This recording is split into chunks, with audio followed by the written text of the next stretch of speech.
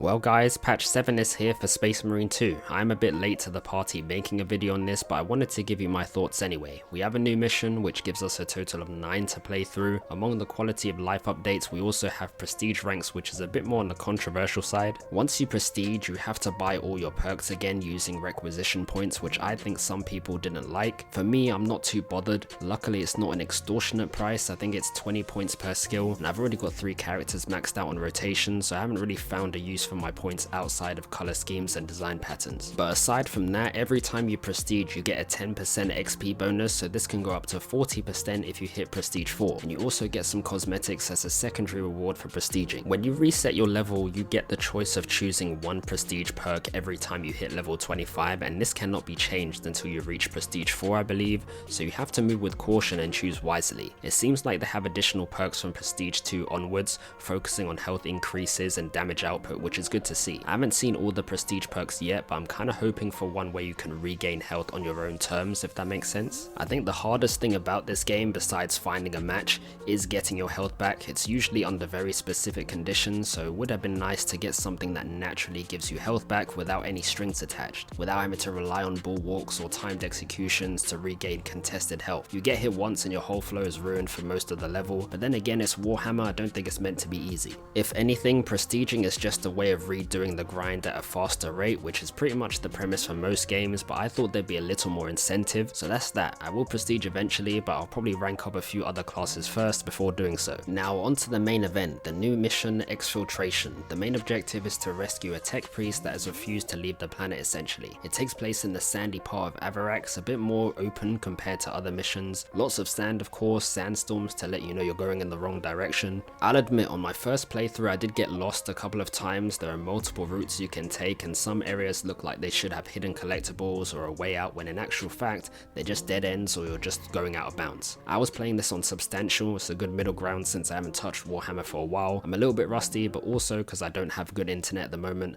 so it's a little risky, but the difficulty is manageable for my situation. I will say it's a lot more interactive this time. There's a lot more focus on teamwork, gathering power cells that restrict the movement of the player, which triggers the support of your teammates to escort you in a way. It has a good mix of being indoors and out in the open. The melter bomb made a significant appearance here, being used to destroy tunnels to prevent the never-ending hordes of Tyranids, which again encourages a bit of teamwork, keeping an eye on each other, especially the player who needs to plant the bomb, as you can get swarmed very easily. The new boss is called the Trygon, or the Trygon Prime, and it kind of follows you throughout the mission. It's a very agile, serpentine-like creature that hides or burrows within the sand, and as you progress towards the Gamma facility, it may try and attack you every now and again. I kind of like that engagement. It creates a polar opposite between the Hive Tyrant and the Trygon Prime. The Hive Tyrant is a bit more tankier and was being hunted during the mission Decapitation, whereas in Exfiltration, the Trygon is a lot faster and hunts you down instead. So that was pretty cool. I am a bit biased, I do prefer fighting the Tyranids, and before this mission dropped, I kept replaying the Decapitation mission just because I loved fighting the Hive Tyrant at the end. With the Trygon though, it's a bit more sophisticated. The Hive Tyrant had no protection, so all we had to do was just shoot or melee it to death, although this could be due to the fact that a massive structure was dropped on it beforehand, and it makes me wonder how strong the Tyrant would have been in its best condition. But when it comes to the Trygon, its back is heavily armored, so you can't just shoot or melee it from any direction. Its belly is the only damageable or exposed part of it, and because it moves around a lot, diving towards you and into the sand, you have a very short window to do damage, so it can take a while to kill it. The Trygon also uses electricity to do a sort of radial attack and create minefields that you need to be wary of. Similar to the Hive Tyrant though, enemies will spawn at intervals depending on how much damage you've done, but they will keep spawning until you've destroyed the tunnel for this new mission. So things can get pretty hectic if they're not taken care of. I have noticed matchmaking is a little funny now, but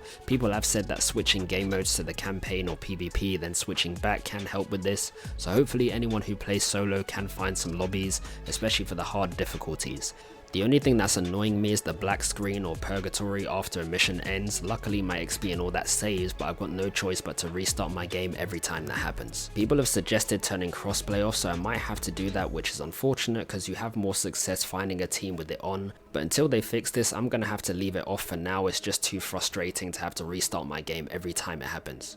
is so jarring, man. Overall, I'm liking this new boss. I finally got a new mission I can replay 100 times over until I get bored, or until Horde mode comes out. I think the mechanics of this mission gave us a little teaser, but honestly, like many of you, Horde mode is what I'm anticipating the most. I don't know if you guys have ever heard of Spartan Total Warrior. I had this back on the PS2 years ago, and this sparked my love for Horde games. Endless insane amounts of enemies to take on. You'd fight against the Roman Empire, the undead, very agile assassins, these large brutes called Gigantes. You'd even fight against a Minotaur. Outside of the story, it even had its own battle arena which puts you against different factions or all of them at once in an all-star arena. This game was so goated and super underrated. I don't think many people know about this game, but if you do, let me know in the comments. But anyway, I'm kind of hoping Space Marine does a similar thing. It would be cool to have Tyranids and the Thousand Suns fighting us at the same time, a random boss at each interval, you know, the Hell Brute, the Carnifex, the Hive Tyrant and the Trygon. No, not the Neurothrope, that thing can get Maybe having the ability to call in allies and additional defenses would be cool too. There's a lot they could do, so hopefully it's good, because in all honesty, I think Horde mode is where most of my hours will go. That's kind of what I've been waiting for. I've been on and off with Warhammer since they rolled their updates out slowly, and the missions, while they're enjoyable, they do get boring and repetitive if you've maxed out all characters, so we're nearly there. Hopefully Horde mode drops soon. I can see why they made it the last update of the year 1 and year 2 roadmap. It should be enough to give everyone a decent amount of replay value. I don't know if they have any plans for 2026, but I do hope we get more missions, more bosses. I think the Thousand Suns is due for a new boss because they've really only got the Hell Brute at the moment, so I wonder if they'll give them some attention next year. Or this year, to be honest. That's of course if they have time. Space Marine 3 was announced a few weeks back. To me that was way out of left field, kind of random. At first I thought it was fan made because it was literally just an image of Titus standing in the rain, but it is indeed in development. I just hope they give us enough to mess around with until they release that, which most likely won't be for a few years or so, not anytime soon. But yeah, that's kind of what I wanted to talk about. If you guys have any thoughts on the new update or what you'd like to see with Horde mode, Space Marine 3 even,